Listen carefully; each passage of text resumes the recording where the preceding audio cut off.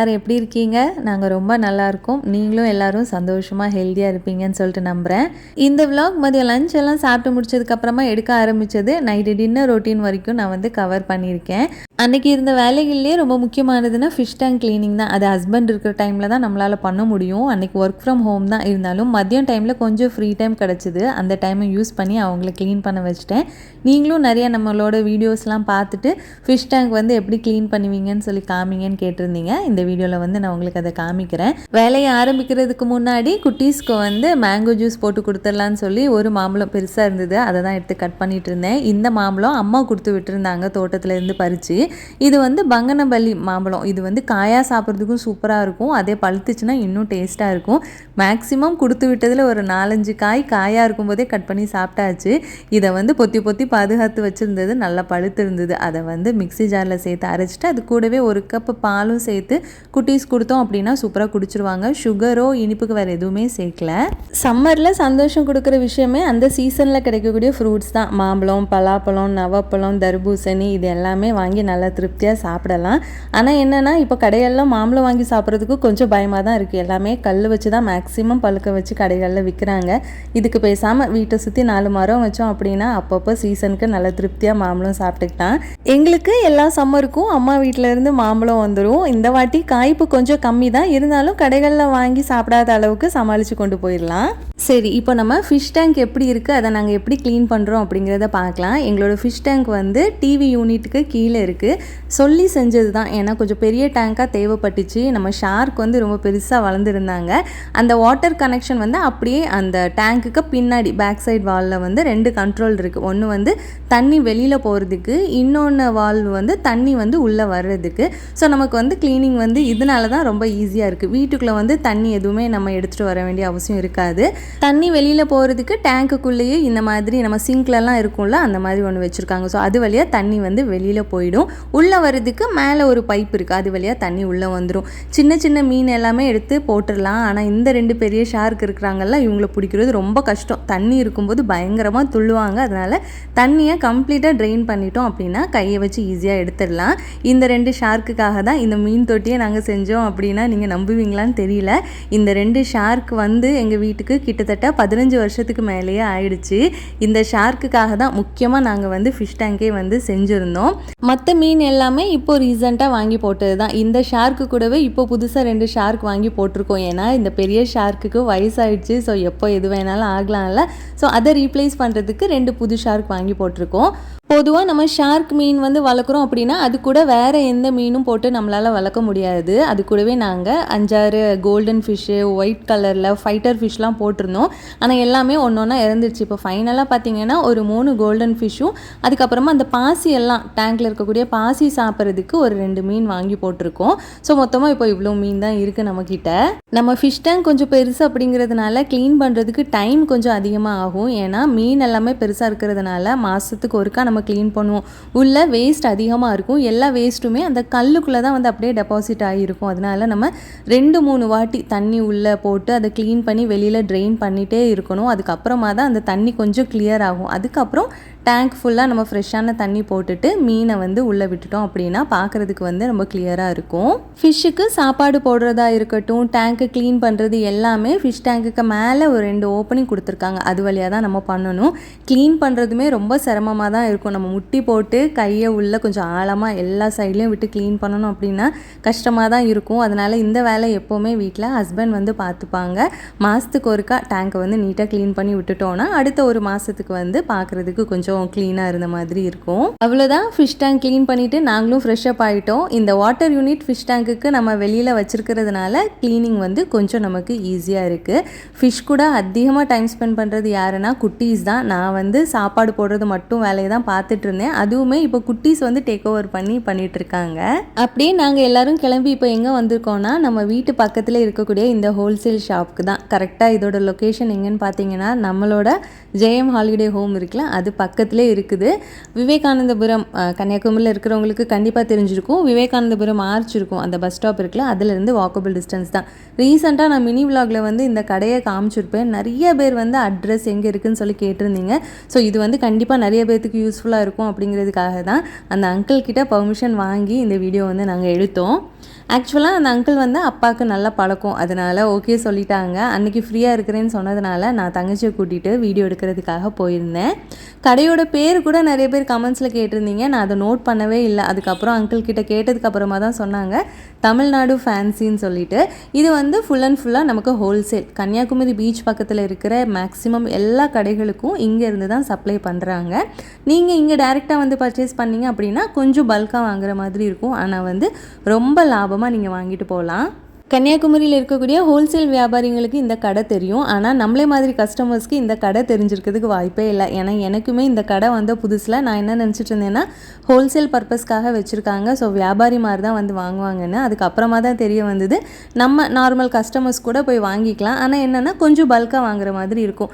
இதே ப்ராடக்ட்டை நம்ம கன்னியாகுமரி பீச் பக்கத்தில் இருக்க கடைகளில் வாங்கினோம் அப்படின்னா சிங்கிள் பீஸ் ரேட்டில் கொடுப்பாங்க, அது வந்து கொஞ்சம் ஜாஸ்தியாக தான் இருக்கும். குவாலிட்டியும் பார்த்திங்க அப்படின்னா நார்மலாக நம்ம பீச் சைடு இருக்க கடைகளில் வாங்குகிற ஐட்டம்ஸ் எல்லாம் என்ன ஒரு குவாலிட்டியில் இருக்குமோ அந்த குவாலிட்டியில் தான் இருக்கும்.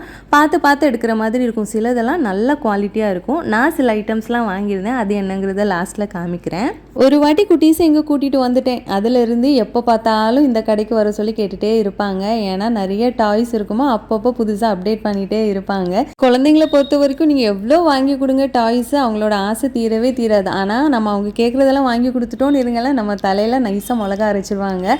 அன்றைக்கி கிச்சன் செட் வேணும்னு சொல்லி தான் வந்திருந்தாங்க. கடைசியாக வாங்கினது இன்னொரு ஐட்டம். இங்கே முக்கியமாக ஃபேன்சி ஐட்டம் எக்கச்சக்கமாக வச்சுருக்காங்க. அதுக்கப்புறமா பென்சில் கலெக்ஷன், எரேசர், ஷார்ப்னர் சொல்லிட்டு ஒவ்வொன்றும் யூனிக்காக இருந்தது. அதை பார்க்கும்போதே எனக்கு என்னமோ குட்டி மினிசோ ஷாப்பிங் வந்த மாதிரி ஃபீல் ஆச்சு. நம்ம கிச்சனுக்கு யூஸ் பண்ணுற சில ஐட்டம்ஸ் கூட அங்கே கிடைக்குது. ஸ்டோரேஜ் பாக்ஸு, கத்தி, அதுக்கப்புறமா ஸ்பூனு, ஸ்பேச்சுலா, விஸ்கரு, இந்த மாதிரி ஒரு சில ஐட்டம். அதுக்கப்புறமா ஸ்டேஷ்னரி ஐட்டம். அது போக குட்டீஸ்க்கெல்லாம் யூஸ் பண்ணுற அந்த பென்னு, பென்சில், எரேசர்லாம் ஒவ்வொன்றும் யூனிக்காக நிறைய கலெக்ஷனில் வச்சுருந்தாங்க. அதை பார்க்கும்போது இதெல்லாம் நம்ம படிக்கும்போது இல்லைங்கிற மாதிரி தான் இருந்துச்சு. இந்த வாட்டி குட்டீஸ்க்கு ஒரு வருஷத்துக்கு தேவையான பென்சிலு, பென்னு, எரேசர்லாம் இங்கேருந்தே வாங்கிட்டு போயிடலாம் அப்படின்னு நினச்சிருக்கேன். அதுலேயும் நம்ம குட்டீஸ் சொல்லவே வேண்டாம், அடிக்கடி இந்த பென்சில், எரேசர்லாம் தொலைச்சிட்டு வந்துடுவாங்க. அது மட்டும் இல்லை, தொலைச்சிட்டு வந்தாலுமே அந்த பயங்கிறது சுத்தமாக இருக்காது.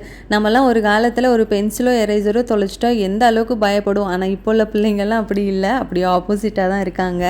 இப்போ கொஞ்ச நாளாக ட்ரெண்டிங்கில் போயிட்டுருக்க ஒரு ஹேர் கிளிப் பார்த்தீங்கன்னா அந்த பட்டர்ஃப்ளை ஹேர் கிளிப்பு, நான் கூட அதுதான் இப்போ வச்சுருக்கேன் தலையில். இங்கேருந்து தான் வாங்கியிருந்தேன், ஒரு ஃபுல் பேக்கெட்டாக வாங்கியிருந்தோம். இதே நம்ம கடைகளில் வெளியில் சிங்கிள் பீஸாக வாங்கினோம் அப்படின்னா 10 ரூபாயிலேருந்து 15 ரூபா வரைக்கும் கொடுப்பாங்க. இங்கே ஒரு ஃபுல் பேக்கெட்டே 100 120 ருபீஸ்க்கோ தான் வாங்கியிருந்தோம். வாங்கி நான் என்னோடய தங்கச்சி எல்லாருமே ஷேர் பண்ணி எடுத்துக்கிட்டோம். அது போக இன்னும் நிறைய ஹேர் அக்சசரிஸ்லாம் இருந்தது. டிஃப்ரெண்ட்டான டைப்லலாம் கிளிப் இருந்தது, ஹேர் பேண்ட் இருந்தது. குட்டீஸ்க்கு அந்த போ இருக்குல்ல, அதுவே வந்து நிறைய வெரைட்டியில் வச்சுருந்தாங்க. பொட்டு இருந்தது.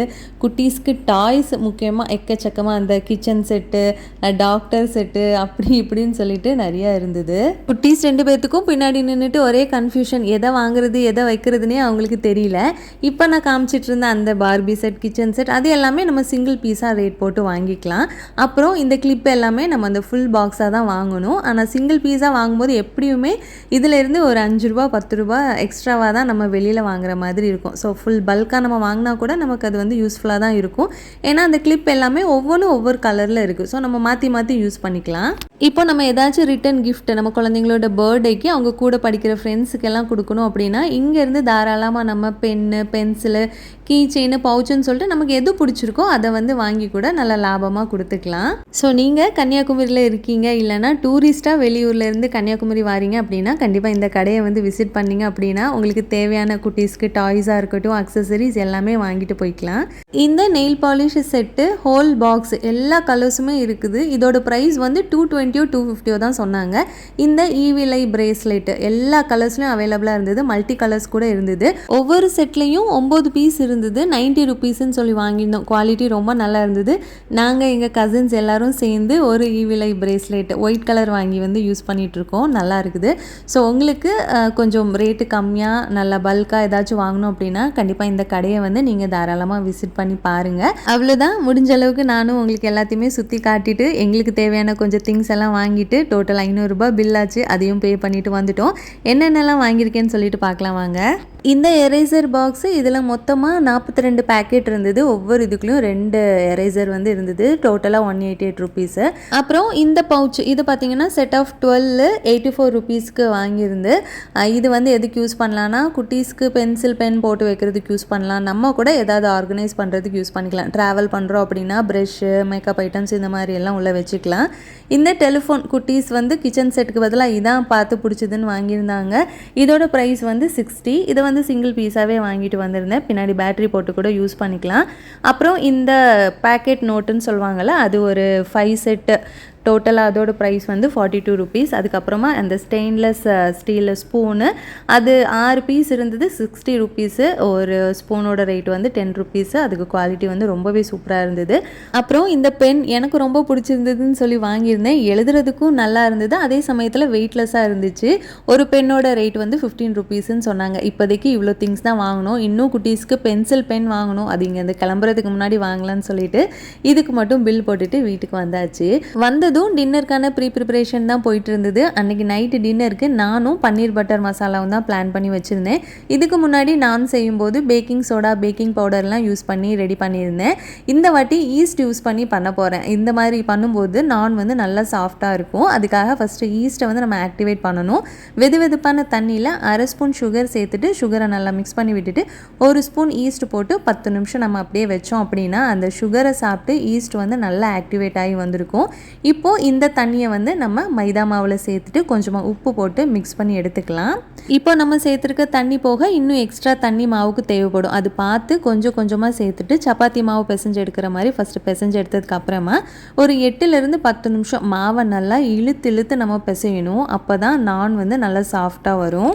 உங்களுக்கு மாவு ரெடி பண்ணும்போது ஈஸ்ட்டு சேர்க்க வேண்டாம் அப்படின்னு நினச்சிங்கன்னா ஈஸ்ட்டுக்கு பதிலாக பேக்கிங் சோடா ஒரு 1/2 ஸ்பூன், பேக்கிங் பவுடர் ஒரு 1/2 ஸ்பூன், கொஞ்சமாக தயிர் இது அவ்வளோத்தையும் சேர்த்து கூட நீங்கள் மிக்ஸ் பண்ணி மாவை ஒரு 2 மணி நேரம் புளிக்க வைக்கணும். இப்போ ஈஸ்ட்டு சேர்த்துருக்கோம் அப்படிங்கிறதுனால மாவை வந்து ஒரு 1 மணி நேரம் நம்ம ரெஸ்ட் விட்டோம் அப்படின்னா மாவு நல்லா புளிச்சு பொங்கி வரும். அதுக்கப்புறமா நம்ம குட்டி குட்டி பால்ஸாக எடுத்து வச்சு நான் வந்து ரெடி பண்ணிடலாம். அவ்வளோதான், நான்கு வந்து நம்ம மாவு பிசைஞ்சாச்சு. இனி இதை வந்து ஒரு 1 மணி நேரம் அப்படியே மூடி போட்டு வச்சிட வேண்டியது தான். ட்ரை ஆகாமல் இருக்கிறதுக்கு மேலே கொஞ்சமாக எண்ணெயை தடவி வச்சிட்டோம் அப்படின்னா சூப்பராக பொங்கி வரும். இதை வந்து இனி 1 மணி நேரம் கழித்து வந்து நம்ம பார்க்கலாம். அடுத்து இப்போ நம்ம நான்கு சைட் டிஷ்ஷாக பன்னீர் பட்டர் மசாலா தான் ரெடி பண்ண போகிறோம். இந்த பன்னீர் வந்து கடையில் தான் வாங்கியிருந்தேன், ஆரோக்கியா பிராண்டோடது. நானை பொறுத்த வரைக்கும் சைட் டிஷ்ஷுன்னு பார்த்தீங்கன்னா பன்னீர் பட்டர் மசாலா வெஜ்ஜில் சூப்பராக இருக்கும். அதுவே இப்போ நம்ம நான் வெஜிடேரியன் பார்த்துட்டோம் அப்படின்னா பட்டர் சிக்கன் இருக்கும், அதுவும் வந்து ஒரு பெர்ஃபெக்டான காம்பினேஷனாக இருக்கும். ஸோ அன்றைக்கி வந்து நான் பன்னீர் பட்டர் மசாலா தான் ரெடி பண்ணியிருந்தேன். டேஸ்ட்டு சூப்பராக வந்திருந்தது. கரெக்டாக இந்த ஸ்டெப்பை ஃபாலோ பண்ணி நீங்களும் ட்ரை பண்ணி பாருங்கள், ரொம்ப நல்லா வரும். அதுக்கு ஃபஸ்ட்டு நம்ம பன்னீரை என்ன ஷேப்பில் வேணுமோ அந்த ஷேப்பில் கட் பண்ணி எடுத்து வச்சுக்கலாம். மற்ற இன்க்ரீடியன்ட்ஸ் எல்லாமே ரொம்ப சிம்பிள் தான். வெங்காயம், தக்காளி, இஞ்சி, பூண்டு, கொஞ்சமாக கேஷ்யூநட் தேவைப்படும். நான் வந்து இன்றைக்கி 2 மீடியம் சைஸ் வெங்காயத்தை குட்டி குட்டிஸாக கட் பண்ணி எடுத்திருக்கேன். 3 மீடியம் சைஸ் தக்காளி அதையும் குட்டி குட்டிஸாக கட் பண்ணி எடுத்துட்டு இஞ்சி வந்து ஒரு பாதி விரல் சைஸ் தோல் எடுத்துகிட்டு கட் பண்ணிவிட்டு ஒரு 5 பல் பூண்டு இது எல்லாத்தையும் கட் பண்ணி வச்சதுக்கப்புறமா பேனில் ஃபஸ்ட்டு கொஞ்சமாக எண்ணெய் சேர்த்துட்டு அதுக்கப்புறமா பட்டர் சேர்த்துக்கோங்க, இல்லைனா கலர் வந்து சேஞ்ச் ஆகிடும். இப்போது இதில் கட் பண்ணி வச்சுருக்க வெங்காயத்தில் பாதி சேர்த்துட்டு 3 கிராம்பு, 2 ஏலக்காய், இஞ்சி, பூண்டு இதெல்லாம் நல்லா வதங்கினதுக்கு அப்புறமா ஒரு 10 கேஷ்யூநட் சேர்த்துக்கலாம். இது கூடவே கட் பண்ணி வச்சுருக்கிற 3 தக்காளியும் நம்ம சேர்த்துட்டு இதை ஒரு 3 நிமிஷத்துல இருந்து 5 நிமிஷம் நல்லா மூடி போட்டு வேக வச்சிட்டோம் அப்படின்னா அந்த வெங்காயம் தக்காளி எல்லாம் நல்லா வெந்துடும். இப்போ இது ஆறுனதுக்கு அப்புறமா நம்ம மிக்ஸி ஜாரில் சேர்த்து இதை அரைச்சி எடுத்துக்கலாம். கேஷ்யூநட்டை ஸ்கிப் பண்ணிடாதீங்க, அதுதான் வந்து இந்த பன்னீர் பட்டர் மசாலாவுக்கு ஒரு எக்ஸ்ட்ரா ஃப்ளேவர் வந்து கொடுக்கும். நல்லா ஆறுனதுக்கு அப்புறமா நல்லா நைஸாக அரைச்சி எடுத்து வச்சுக்கலாம். இப்போ பேனில் மறுபடியும் கொஞ்சமாக எண்ணெய் சேர்த்துட்டு அதுக்கப்புறமா பட்டர் சேருங்க. ஏன்னா நம்ம பிளெயினாக ஃபஸ்ட்டே பட்டர் சேர்த்துட்டோன்னா அந்த பட்டர் கலர் வந்து ஒரு மாதிரி ப்ரௌன் கலரில் மாறிடும். இப்போது மிச்சம் இருக்கிற வெங்காயத்தை சேர்த்துட்டு இது கூடவே பிரியாணி இலை 1, பட்டை, இவ்வளோ தான் ஸ்பைசஸ் வந்து நம்ம சேர்த்துக்கணும். இப்போது இது கூட மசாலாவுக்கு மிளகாய்த்தூள், மல்லித்தூள், கரம் மசாலா இதெல்லாம் சேர்த்து நல்லா அந்த பச்சை வாசனை போகிறது வரைக்கும் நம்ம வதக்கிக்கலாம். அவ்வளோதான், இப்போ நம்ம ஃபைனல் ப்ராசஸ்க்கு வந்தாச்சு. ஏற்கனவே அரைச்சி வச்சுருக்க வெங்காயம் தக்காளி இதை சேர்த்துட்டு கொஞ்சமாக தண்ணி அந்த மிக்ஸி ஜாரில் ஊற்றி எவ்வளோ வேணுமோ அதை சேர்த்துக்கோங்க. இதெல்லாம் ஒன்றா நல்லா கொதிச்சு வர டைமில் தேவையான உப்பு சேர்த்துட்டு ஃபைனலாக தான் நம்ம பன்னீரை சேர்க்க போகிறோம். பன்னீரை வந்து ரொம்ப ஓவர் குக் பண்ண வேண்டாம். பன்னீரை சேர்த்து ஒரு 2லேருந்து 3 நிமிஷத்துக்குள்ளேயே பன்னீர் வந்து நல்லா சாஃப்டாக வெந்து வந்துடும். இந்த பன்னீர் பட்டர் மசாலையிலே நிறைய டிஃப்ரெண்ட்டான வெரைட்டியில் ரெடி பண்ணுவாங்க. பன்னீரை வந்து லைட்டாக பட்டர் போட்டு தவா ஃப்ரை பண்ணிவிட்டு கூட நம்ம சேர்க்கலாம். ஆனால் நான் வந்து இன்றைக்கி அப்படியே ப்ளெயினாக தான் சேர்த்துக்க போகிறேன். மசாலா ரெடி ஆனதும் ஃபைனலாக கொஞ்சமாக பட்டர் சேர்த்துட்டு அப்படியே மூடி வச்சிடலாம். இப்போ பாருங்கள், மாவு நல்லா அப்படியே டபுள் ஆகி பொங்கி வந்திருக்கு. நல்லா சாஃப்டாக இருந்தது. இதிலேருந்து இப்போ நம்ம குட்டி குட்டி பால்ஸாக தனியாக எடுத்து வச்சுட்டு நான்கு ஒரு ஷேப் இருக்கும்ல, அந்த ஷேப்பில் வச்சுட்டு நம்ம வந்து தோசைக்கல்ல போட்டு எடுத்துட வேண்டியது தான். நான்லேயே நம்ம 2-3 ஃப்ளேவர்ஸாக வந்து ரெடி பண்ணலாம். பிளெயின் நான் இருக்குது, அதுக்கப்புறமா பட்டர் நான் இருக்குது, சீஸ் நான் இருக்குது, கார்லிக் நான் சொல்லிட்டு இன்னும் நிறையா வெரைட்டிஸ்லாம் இருக்கும். அன்றைக்கி வந்து நான் பட்டர் நான் தான் ரெடி பண்ணியிருந்தேன். ரொம்ப சாஃப்டாகவும் டேஸ்ட் ரொம்ப நல்லா வந்திருந்தது. ஃபஸ்ட்டு அதுக்கு நம்ம நார்மலாக அந்த சப்பாத்தி கட்டை இருக்குல்ல, அதை வச்சு கடையில் கிடைக்கும்ல அந்த நான் ஷேப்பு, அதுக்கு வந்து நம்ம தேய்ச்சி எடுத்துட்டு இப்போது தோசைக்கல் நல்லா சூடானதும் நம்ம திரட்டி வச்சுருக்க நான் அது மேலே சேர்த்துட்டோம் அப்படின்னா அந்த நான் மேலே குட்டி குட்டி பபுள்ஸாக அழகாக பொங்கி வரும். அதுக்கு மேலே நம்ம வந்து பட்டரை கொஞ்சம் ஸ்ப்ரெட் பண்ணி விட்டுட்டு 2 பக்கமும் திருப்பி போட்டு வேக வச்சு எடுத்துட்டோம் அப்படின்னா அவ்வளோதான், சூப்பரான பட்டர் நான் வந்து ரெடி ஆகிடும். ஆக்சுவலாக இந்த நான் எல்லாம் ஹோட்டலில் எப்படி ரெடி பண்ணுவாங்கன்னா, அந்த நெருப்போட்ட சூட்லேயே வந்து அந்த நான் வந்து ரெடியாகி வரும். அதுக்குன்னே தனியாக ஒரு செட்டப்லாம் வச்சுருப்பாங்க. உள்ள விறகுல வந்து நெருப்பு போட்டுட்டு அந்த ஒரு செவுரு மாதிரி இருக்கும், அதில் அப்படியே ஒட்டி வச்சுட்டாங்கன்னா நான் வந்து அழகாக ஒட்டிடும். அதுக்கப்புறம் அது அந்த சூட்டுலேயே அழகாக வந்து வெந்து ரெடி ஆகும். வீட்டில் வந்து நம்ம டைரெக்டாக கேஸ் ஸ்டவ் நெருப்பில் கொடுத்தோன்னா அது வந்து ஹெல்த்துக்கு நல்லதில்லை. அப்படிங்கிறதுனால நம்ம தோசை தவாலேயே 2 பக்கமும் நம்ம போட்டு எடுத்தோம்னாலே நல்லாயிருக்கும் டேஸ்ட்டு. அவ்வளோதான். இந்த ரெசிபியை கண்டிப்பாக ட்ரை பண்ணி பாருங்கள். இனி நான் சாப்பிட்ணும் அப்படின்னா ஹோட்டல் போகணுன்னு வேணால் வீட்லேயே நம்ம சூப்பராக ரெடி பண்ணி சாப்பிட்டுடலாம். இந்த மாதம் பர்த்டே செலிப்ரேட் பண்ணுறவங்க ஜெய்சன் மேத்யூ, குருதேவ், சஹானா ஸ்ரீ, ஸ்னோவின், பழனி, செல்வி, சுமதி, இவங்க எல்லாத்துக்குமே many more happy returns of the day. Wedding anniversary Anbarasi Raguna, Kavitha Rajkumar. Hi சொல்ல சொன்னவங்க காளீஸ்வரி, மகாபிரியா வேலுசாமி, ஃபர்ஹானா, சுபிதா, கிருஷ்ணகுமார். உங்கள் எல்லாத்துக்குமே பெரிய ஹாய். இந்த வீடியோ உங்கள் எல்லாத்துக்கும் பிடிச்சிருக்கும்னு நம்புகிறேன். ஏதாவது ஒரு வகையில் உங்களுக்கு யூஸ்ஃபுல்லாக இருந்திருக்கும். அடுத்த வாரம் இன்னொரு இன்ட்ரெஸ்டிங்கான லாங் வீடியோவில் மீட் பண்ணுவோம். எல்லோரும் சந்தோஷமாக இருப்போம். Take care, by.